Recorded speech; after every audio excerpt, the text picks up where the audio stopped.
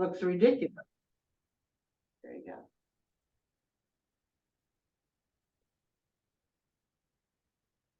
And I got him to wear it. Well, he wanted to wear it. He always likes to dress up. So here we are sitting in front of our parade. And he's the police officer who's leading the parade. Can we get that on there? What? This is great. Okay, how do we get this to you? Maybe. Oh yeah. Oh, I can see. Oh,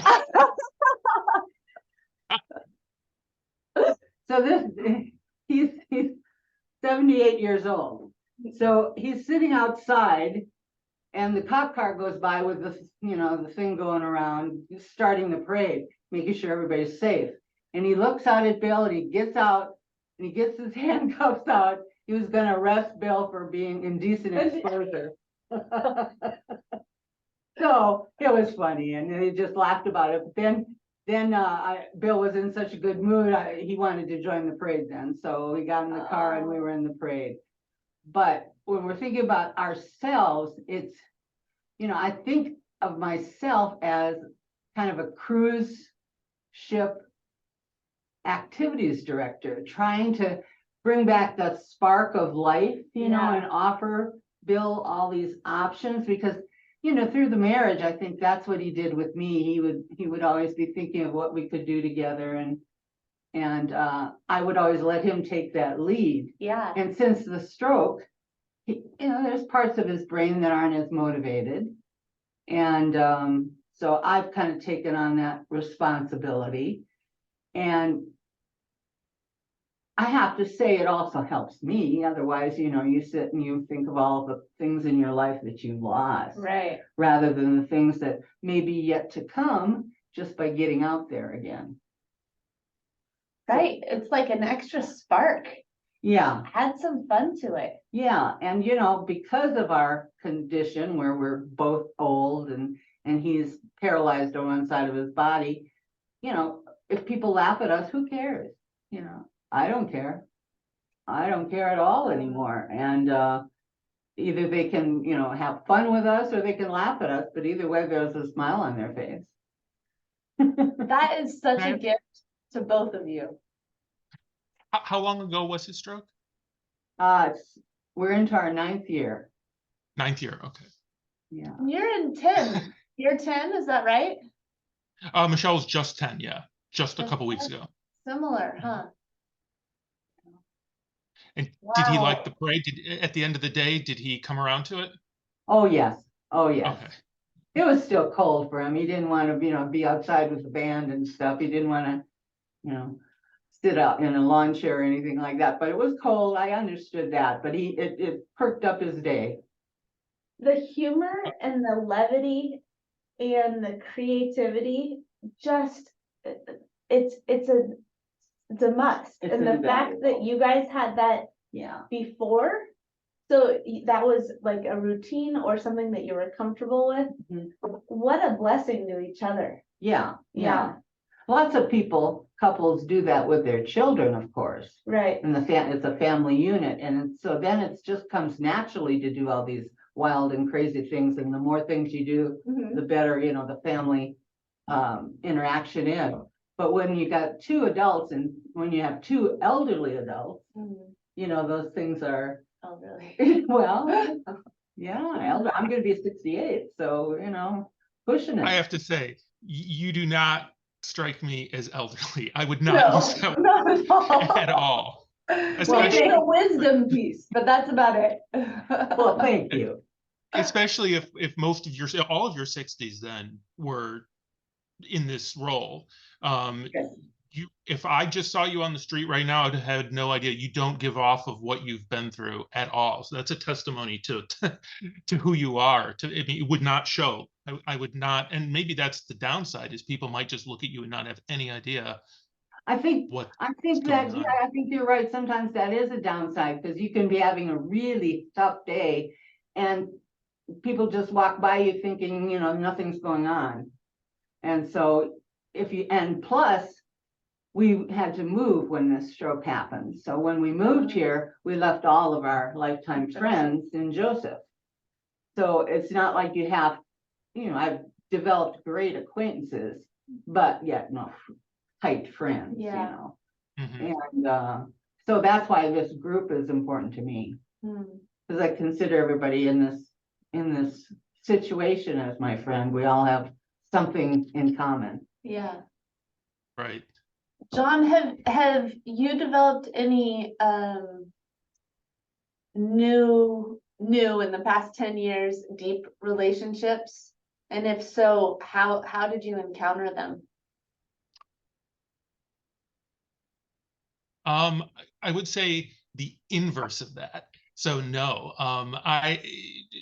for me personally or us together. So like me personally, I don't know if it's like the time of life you're in that just in your 40s, you tend to, you lose friends over time and it's hard to make newer ones. So most of my friends acquaintances are just work related. And so there's kind of a limit on what you can do with that.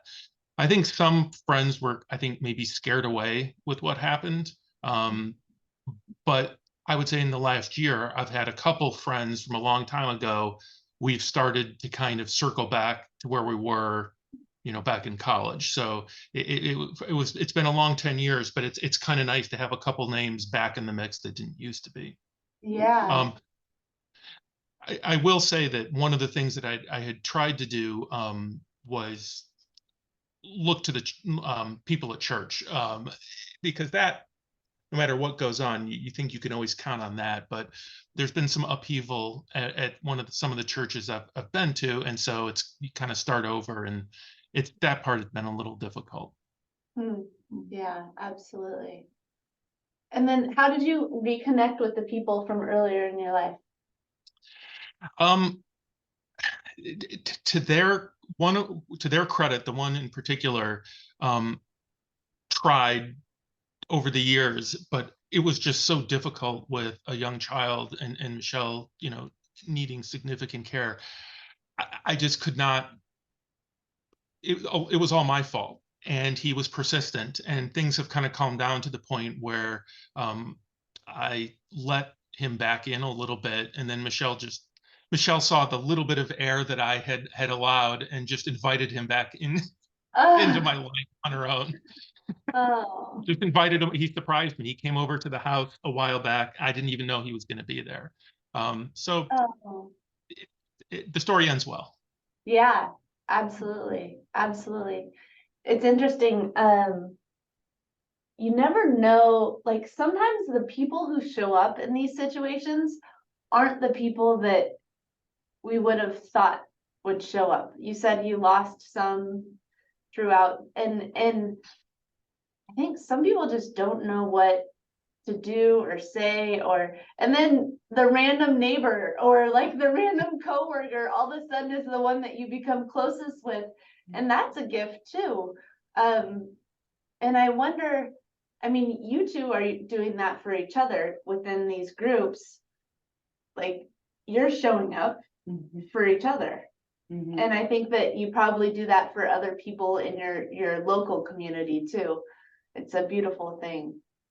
The one thing that I was shocked at is the kindness of strangers, people who I didn't know or didn't know well enough to experience the kind of kindness that they extended my way is something I've tried not to forget, and repay that when I find myself in that situation. Yeah. Yeah, this new generation, this new group of friends that we've acquired since the strokes in our lives, they're pretty special people.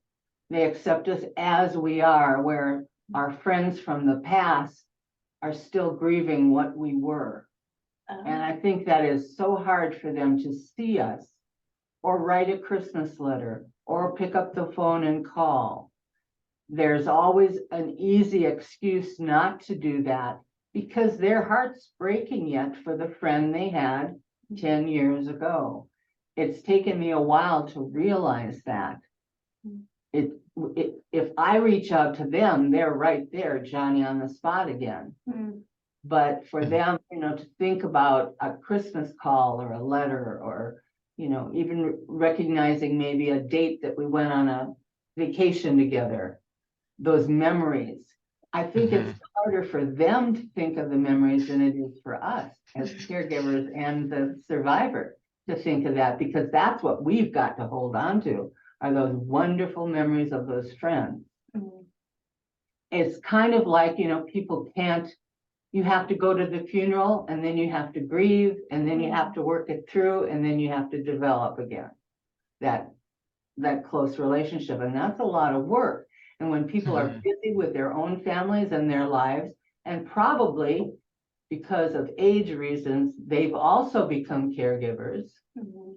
it's easy for the rest of us, the past friends, to kind of slip away. Mhm. I don't resent them. I miss them, but I certainly don't resent them, because I know how hard it is for me to go and see a loved one that's hurting and sick.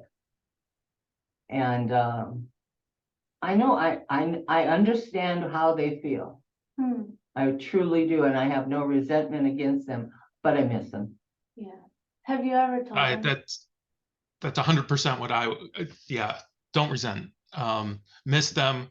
And unfortunately, in some cases, they might have misinterpreted me being my back against the wall as disinterest, and it's not. It's just an inability to, like, when you have a I think a lot of them didn't appreciate the severity of what Michelle's needs were. And so replying to emails, sometimes might take longer than 24 hours, because I don't have to explain to you, you know what it was like. And I think they interpreted that as just blowing them off.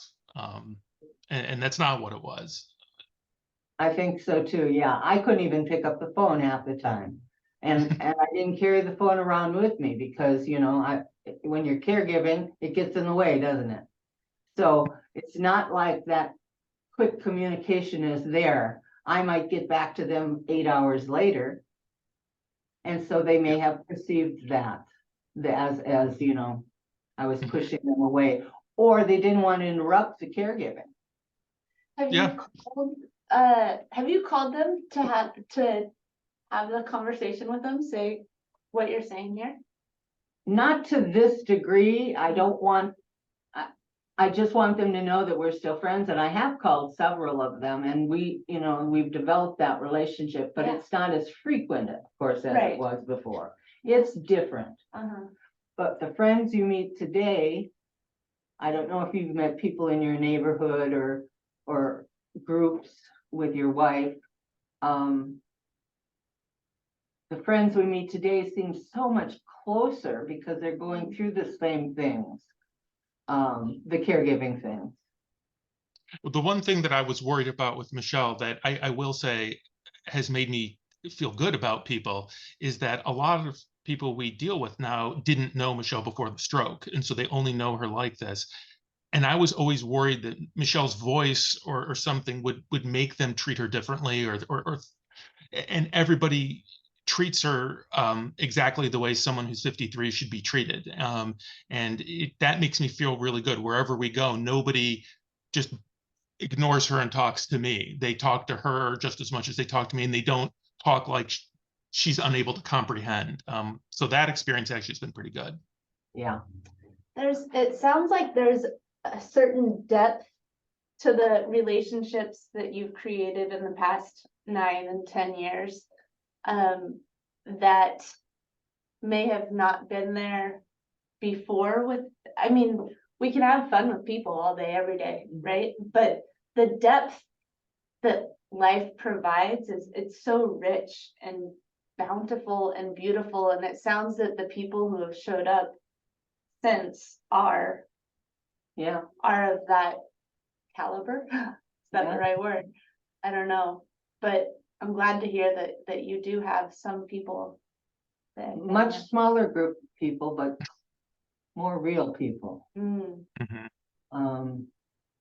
The type of people that can call you in the middle of the night and they say, I need you, and you go now because they need you. Where before, you know, in life you have challenges and things, but you know, there wasn't that core group of people that you could call in an emergency. That was the people you had fun with and you Yeah, partied with, yeah, worked with. But it's a whole different breed of acquaintances. And I think that's why when people talk about when they retire, my brother will say this all the time. Oh, I can't retire because I'll lose that group of people from my life. And I want that. I think that's why if you can possibly keep that connection through retirement, that retirement can work much better for you. I keep telling him that anyway. I don't know if I'm right or not, but mine wasn't so much of a retirement as I just changed focus, you know. I became caregiver rather than the nurse in the community. I was now the caregiver, and but the responsibilities were much the same. well, that's, The duties were much the same. yeah. And it's interesting because it goes back to what we started with Deborah as a person. Mhm. You were the same. You're the same Deborah as a person Yeah, in your personality and your soul, your core, and your gift to other people, no matter if you're the nurse or the caregiver or whatever it may be. right. Yeah, we can't be limited by the hat we're wearing, can we? I just see it in your son. I just, Oh, uh, well, thank you. as much as my heart breaks that he has to live a life like this, I also think he's blessed to live a life like this. I see, I don't know how to explain, he touched my soul the last time he was on here. Aw. Well, thank you. I'm going to tell him that. You know, what happened, he was 2 when this happened to his mom, and we lived next door to my parents, and he saw my father kind of waste away with Parkinson's at the same time. And for a long time, I didn't know, like, you can't shield him from, I mean, it's real life. But our hope is that when he's an adult, this makes him less scared to reach out to sick people. So that if you see somebody in a hospital setting or a relative is in a sick bed, you don't walk past the room quickly because it's too difficult, that he's kind of past that hump. That's our hope. I see it in him. I see it in him. Well, thank you. I grew up in an extended family where we always took care of our elderly in our homes. And the kids were raised with that too. And I think that's why I've become connected with people who have some needs. And I can also enjoy being with them so much because they, you know, my great-grandmother, my grandmother, my mother with Alzheimer's disease, we followed them from their primes to the end of their life. In fact, many of them died in the homes.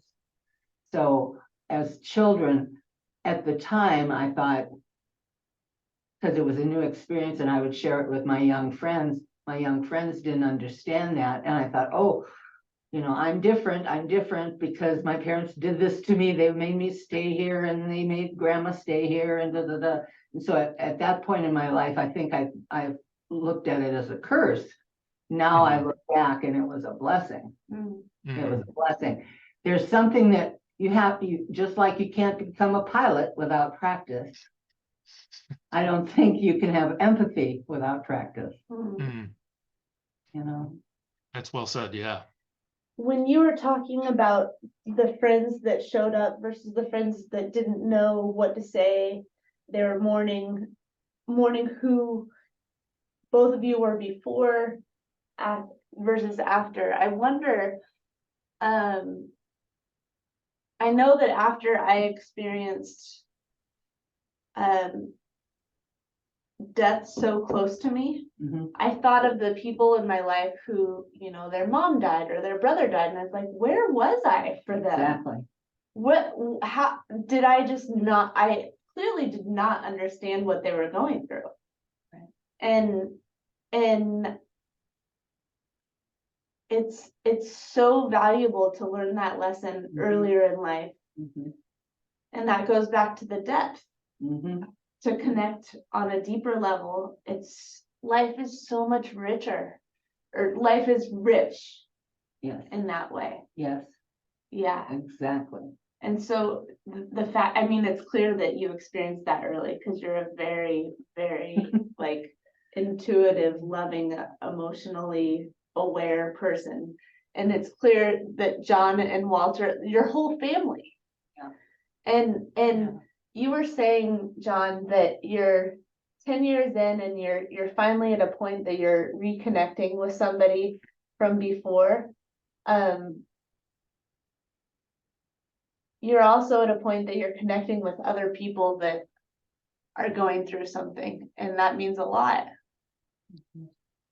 Yes, when Michelle told me about this, this is the second time. The last time was the first time I'd ever talked to anybody in the same situation for 10 years. The closest person, nobody, would be like the therapist, like the physical therapist, the occupational therapist, neurologist. That was it. And so this is very good to be able to have. I'm so glad. John, you didn't share with us your, so at the beginning, we didn't start recording until partway through, but at the beginning, we were thinking about how we are, as people, are a gift. Of course, we're a gift as caregivers, but reminding ourselves that we are people in our fullness. And so I asked you guys to think about your, the ways that you're a gift and share them. And Debbie talked about being coming up, Activities director. yeah, activities director, for coming up with ways to celebrate and fun surprises and showing up with events and yeah, just mixing it up. It's so John, tell So us. I was hoping you would forget, because Nobody wants to toot their own horn. I want to hear it though. I absolutely don't want to. I don't want to say a gift. So because there's a lot that, we're all flawed. We all have, pluses and minuses. So maybe a better way to answer it, and I don't know if this is what you're going for, is when this is all said and done, what would I want to be remembered for, or how would I want to be thought of, or what would I consider a success through this? And um, to be when this happened to Michelle, I told her that we each had a single job. Her job was to participate in her therapy and be a good patient. And my job was to make sure she got the resources she needed to do that. And I would consider it a success. There were two things I considered a success. The first is if all of the ability she could get back, we were able to get back. That doesn't mean 100%. If she was only able medically to get to 40%, I just wanted to make sure there was nothing left on the table. And then the second thing as a success would be to get us to a point where we likely would have been had the stroke not happened. Doing the same sort of things with Walter, just living the kind of life we had where the stroke isn't the very first thing we think about when we wake up. It had that kind of a secondary consideration. And I would say that we're mostly successful in that. And so I would like to think that, you know, the steadfastness of seeing this through, of trying to see the long view of things when it wasn't guaranteed. And I can't take credit for that because I think a lot of this is a blessing from from God and then a lot of help from friends and family. But I don't know if I'm answering your question or deliberately sidestepping it, but I would say that that's what am most happy about, is being able to kind of get us to this point where we are now. I hear cultivating a sense of hope and perspective. Is that right? Mm-hmm. Were you someone who did that before, or has that come about throughout this process? That's a good question. I am generally an optimist. I am glass half full kind of guy. And so when the stroke happened, it was very difficult for me because there were no answers. And so as stuff happens, you always kind of retool, always trying to find your way back. And there was a lot of shoulder shrugging and a lot of waiting and a lot of that I did not like at all. And so that knocked me down for a while because there was just a huge question marks. Everything was extraordinarily slow. There was no guaranteed outcomes. You talk to the doctors, and I never tried to pin them down to say, give me a guarantee of what's going to happen. I just wanted to understand medically what is within reality to kind of plan. And nobody could answer that. And so the optimism faded and went away for a while. And so now I'd say the optimism has kind of evolved more into thankfulness. You see where Michelle was. People, as bad as she was, there were people who had significantly worse situations, different situations that probably did not lend themselves to much more improvement. So all things considered, I would say we were very thankful to what we have. Mhm. John, can you think back to the beginning or those first, was she hospitalized? Was Michelle hospitalized after her stroke? For about 4 months, yeah. Okay. So I think back to those first few months, those 4 months, it was the first night that one of the therapists was doing something with Bill. And I, of course, was in the room. And I was referred to as, this will be Bill's caregiver. At that moment, so much anger came from me. I don't know if you had anger in the beginning, but I had so much anger. I said, no, I'm not his caregiver. I'm his wife. I'm his wife. I can replace caregivers, but nobody can replace his wife. Mm. And that they do that for a purpose. That takes away that, possibility that you won't have the same relationship, husband and wife. But it's the hardest thing to hear in the beginning. And so I fought that right from the beginning, that this is, they would introduce me that like to a new doctor or to a consult that came in. This is Bill's caregiver. And I said, no, Really? I'm his wife Yeah. first. Wow. Yeah. And they just do that. Hopefully the anger that I expressed, because I was not shy in expressing it, hopefully the anger and the swear words I expressed hit home and they stopped doing that to people. Because all I was thinking of, I'm sure all you were thinking of, was your wife. I was thinking of my husband. Mine was bewilderment. Michelle, about a week before, had been having balance issues, and she was pregnant. And we thought it was what was happening was morning sickness. And so they had admitted her to the hospital, and I took my son home to feed him, and I got a call from the doctor because they were going to release her, and they said, you better come in right now. And I thought, oh my God, it could be like a brain tumor. They wouldn't tell me over the phone. They said, just leave your son with your mom, with his grandma.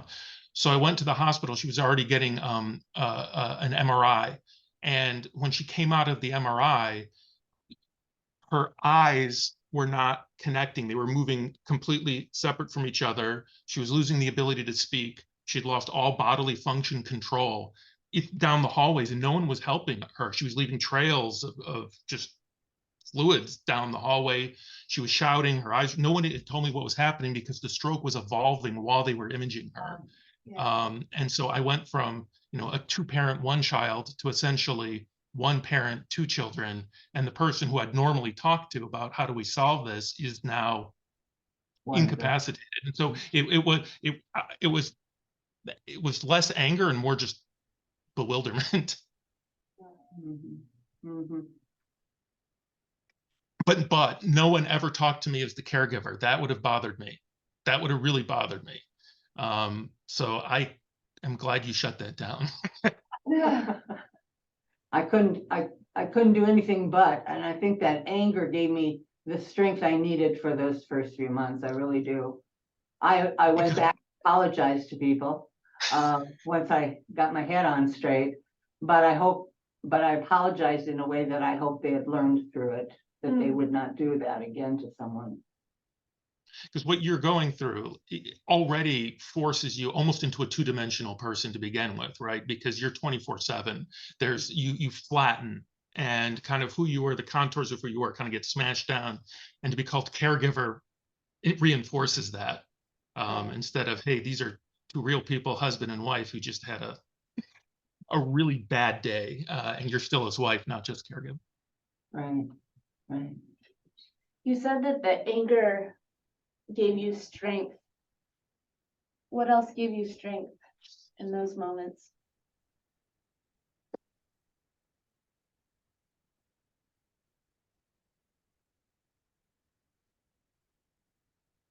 There was so much to do, I guess. I think of that now because now we're in a routine. It works for us. I don't feel overwhelmed every second of every day. I can relax. I can come to a support meeting. But in the beginning, it wasn't possible. And I was trying to close the responsibilities that we had had previous to the stroke. We owned a business. I had a job. He had a job. We were too far involved in everything.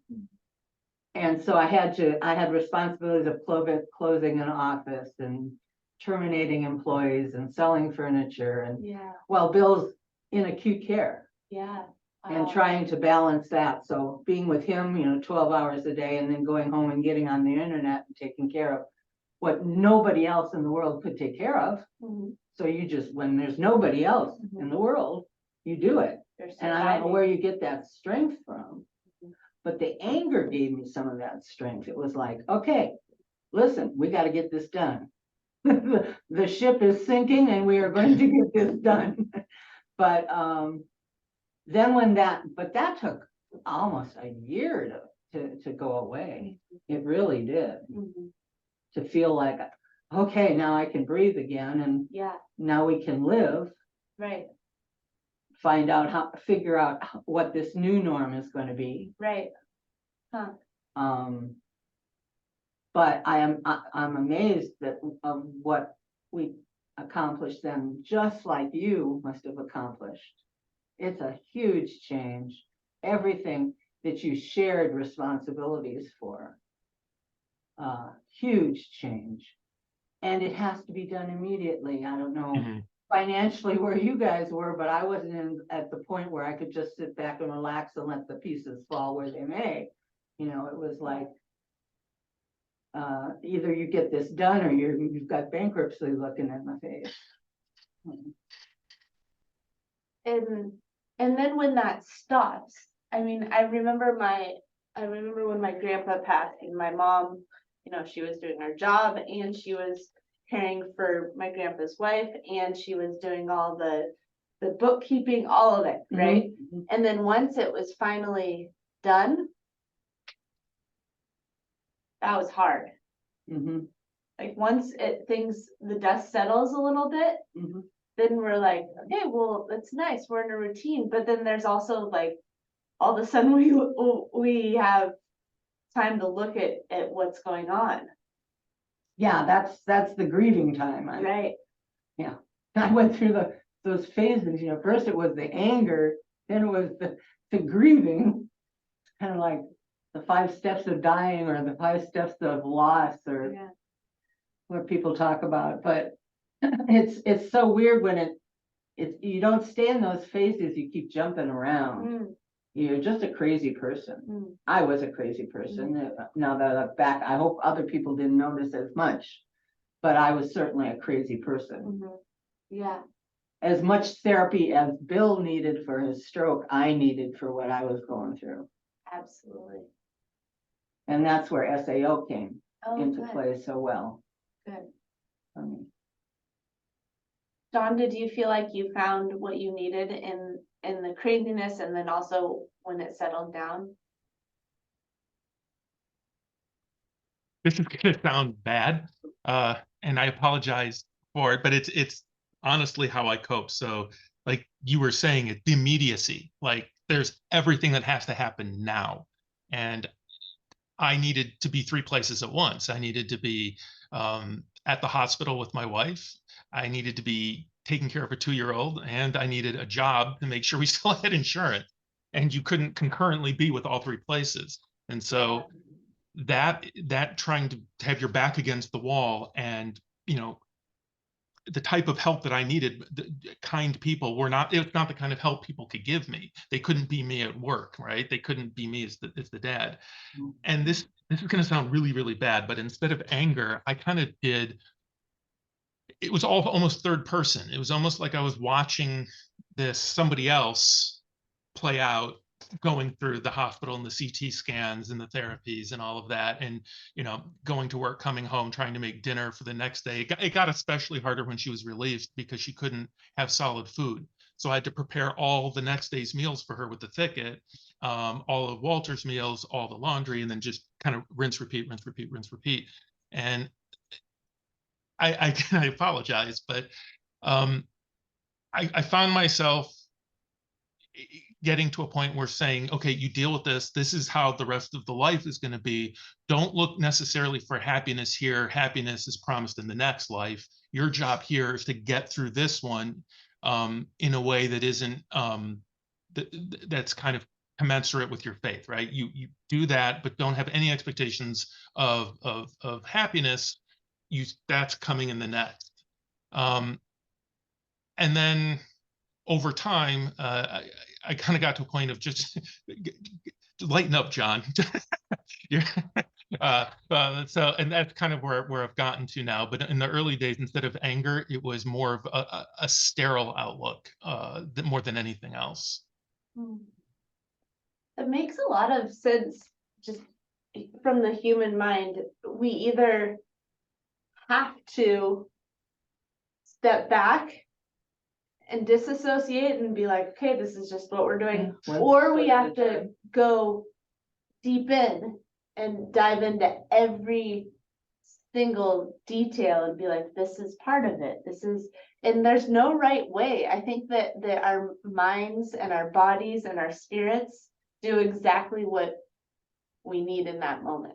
I mean, I don't think you need to apologize for that. I think that that's something that we have to, our bodies and our minds help us figure out what we need to do.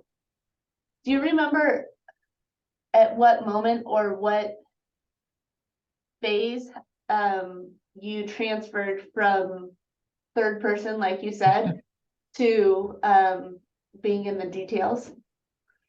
I think it was in stages, but I would say when the two biggest difficulties of the recovery kind of passed. The first major difficulty was being released from the hospital back home. Nothing prepared me for that. That was quite difficult. And then I would say almost as difficult, if not more, was the medication. Finding the right mix was a nightmare, just an absolute nightmare. And a lot of, with HIPAA laws and everything, the doctors would ask her, how are you reacting to this? Well, she doesn't know. Her measuring stick is all screwed up. And so they, talking to me, they wouldn't really want to get too deep for privacy reasons, but they weren't there when everything was just completely off the rails.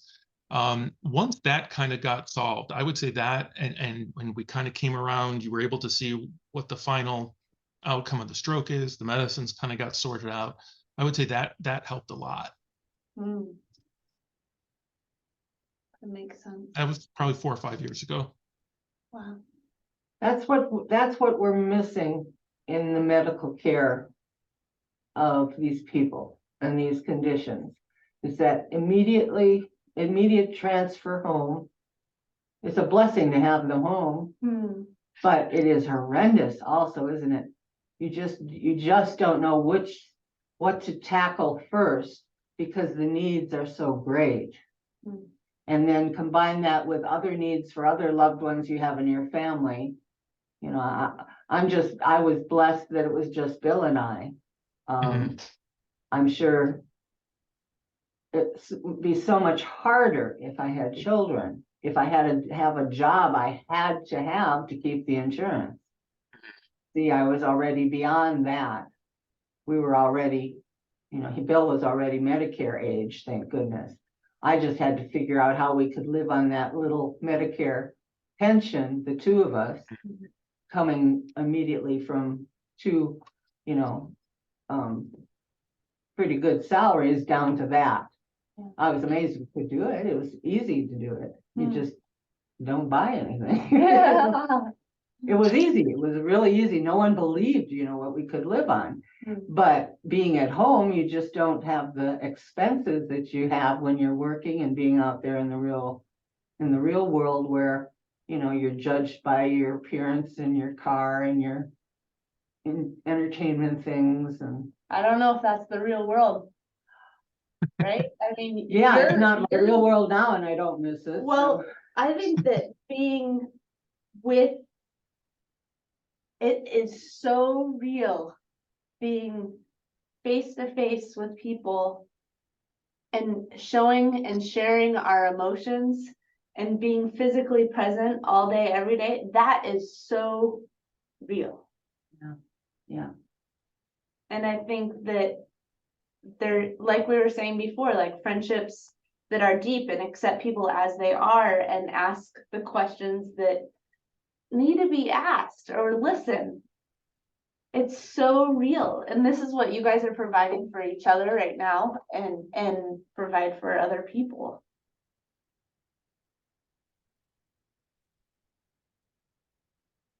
Love it.